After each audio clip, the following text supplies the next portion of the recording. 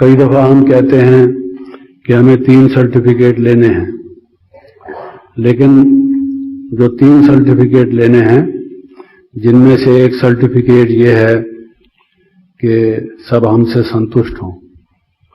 संतुष्ट होना तो एक अच्छी बात है, उसका सर्टिफिकेट लेना जरूरी है, वरना उसके बिना तो पास विद ऑनर्स कहला नहीं सकते, फेलियर ही कहलाएंगे। परंतु उसके से भी अधिक अगर जाएं तो सबके मन से दुआएं निकले। बड़ी बात तो यह है कि केवल संतुष्टि ना हो, ऐसा नहीं कि केवल वो हमसे नाराज ना हो, हमारे साथ उनका कोई मनमुटाव ना हो, कोई अनबन ना हो, कोई मत भेद ना हो, कोई भाव स्वभाव का टकराव ना हो, उसको हम संतुष्ट कहते हैं। कई दफा किसी शब्द की जो परिभाषा है वो नेगेटिव शब्दों में दी जाती है। अब जैसे अहिंसा शब्द है तो बहुत से लोग कहते हैं कि ये नेगेटिव शब्द है। अहिंसा माना हिंसा ना हो, हिंसा ना हो तो क्या हो वो बताओ, पॉजिटिव शब्द बताओ उसका। इंग्लिश में भी कहते हैं नॉन वायलेंस, तो नॉन लगाया हुआ है वायलेंस के साथ, तो वायलेंस की याद दिलाता है ये शब्द। उसकी बजाय कोई पॉजिटिव शब्द हो। तो वो मैं कह रहा था कि मनमुटाव ना हो और भाव स्वभाव का टकराव ना हो, कोई नाराजगी ना हो, सब हमसे जिसको हम कहते हैं संतुष्ट हो। मेरे ख्याल में ये शब्द गीता में संतुष्ट शब्द जो है कई बार आया होगा, 10, 12, 15 बार तो आया होगा।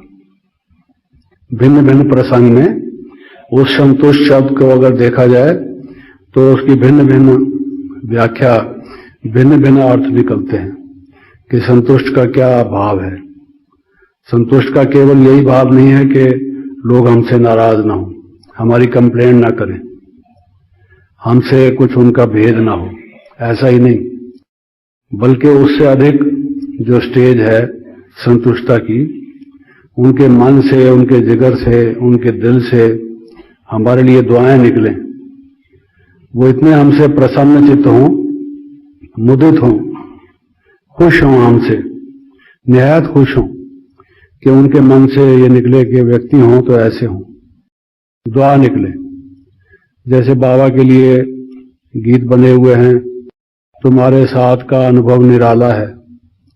जिन्होंने बाबा के साथ जीवन के अनमोल दिन बिताए वो अनुभव तो अविस्मरणीय हैं। उन जैसे अनुभव दुनिया में कहीं नहीं हो सकते। लोग एडम और ईव की कहानी बताते हैं, ब्रह्मा और सरस्वती के शब्दों से शास्त्र भरे पड़े हैं, लेकिन जिनको मौका मिला उन विभूतियों के साथ रहने का, उनका व्यवहार, उनका उठना बैठना, उनके मन की स्थिति, उनका देखना निहारना, उनके बोलने का तरीका, जो सारा कुछ था, काम कराने का तरीका, आगे बढ़ाने का तरीका, वो तो दुनिया में कहीं देखने को मिल नहीं सकता। तो इसलिए वो एक जीवन की अनमोल निधि है जिसका कोई मोल नहीं, कोई मुकाबला नहीं उस चीज से। तो वो मन से निकलता है, उसको कोई भुला नहीं सकता। अगर कोई तलवार लेकर भी कहे, जैसे गुरु गोविंद सिंह के बच्चों के लिए कहते हैं कि जब उनको दीवार में चुनाया जा रहा था तो उनको कहा गया कि अल्लाहू अकबर बोल दो, ये कलाम बोल दो और हम तुम्हें कई रियासतों का नवाब बना देंगे।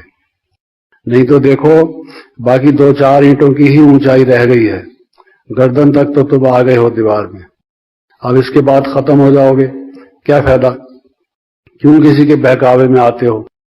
तो उन्होंने क्या कहा, कोई परवाह नहीं। क्यों? क्योंकि उनको जो लगन थी, जो उनकी तत्परता थी, जो उनके मन में एक विश्वास था, वो अटूट था। और वो जिसका जितना गहरा अनुभव होता है उसके लिए वो क्या कुछ करने को तैयार नहीं होता।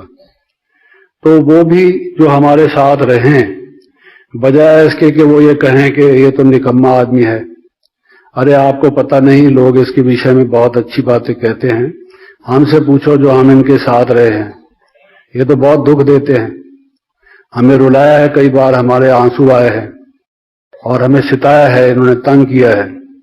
हमारे लिए कोई ये कहे इस संगम के जीवन में जब हमने भगवान को प्राप्त किया है जो सुख और शांति का दाता है, ये टेंशन फ्री तो बहुत मामूली छोटी सी बात है। लेकिन कोई गदगद हो जाए हमसे मिलकर और कहे कि अरे भाई ऐसे व्यक्ति तो मैं ढूंढ रहा था दुनिया में, कहीं दिखाई नहीं देते थे, मैं तो निराश था। लोग कहते हैं कि भगवान ने ये सृष्टि रची और हमें मालूम नहीं था, हम समझते थे कि यही सृष्टि होगी जो भगवान ने रची है। और जब हम यहाँ के लोग देखते थे तो हम समझते थे भगवान को कोई अच्छे इंसान बनाना ही नहीं आता। अब हमको मालूम पड़ा कि भगवान ने तुम्हें गढ़ा है, तुम्हें बनाया है, तुम्हारे जैसे आदमी बनाता है। हम मानते हैं कि भगवान है और हमें किसी सबूत की, तर्क वितर्क की, वाद विवाद की, फिलॉसफी की, लॉजिक की जरूरत नहीं है। तो सबसे पहले action speak louder than words, जिसको कहा जाता है कि हमारा व्यवहार, हमारे कर्म ऐसे हों जो सबके मन से दुआएं निकले। कितना बड़ा अंतर पड़ जाता है। एक तरफ ये कि हम कंप्लेंट करें या लोग हमारे बारे में कंप्लेंट करें, दूसरी तरफ ये कि हम भी सबके गुण गाएं और लोग भी हमारे गुण गाएं, और हमारे गुण गाएं या ना गाएं उसकी परवाह नहीं, प्रभु के गुण गाएं कि जिसने हमें रचा और हमें देखकर वो समझें। क्योंकि कहते हैं God created man in his own image, परमात्मा ने जो सृष्टि बनाई, सृष्टा का जो गुण, स्वरूप, कर्म, उसका स्वभाव होगा, वो झलकेगा उसकी रचना में। ये अनिवार्य है, ये एक शाश्वत सत्य है, एक का दूसरे के साथ अटूट संबंध है।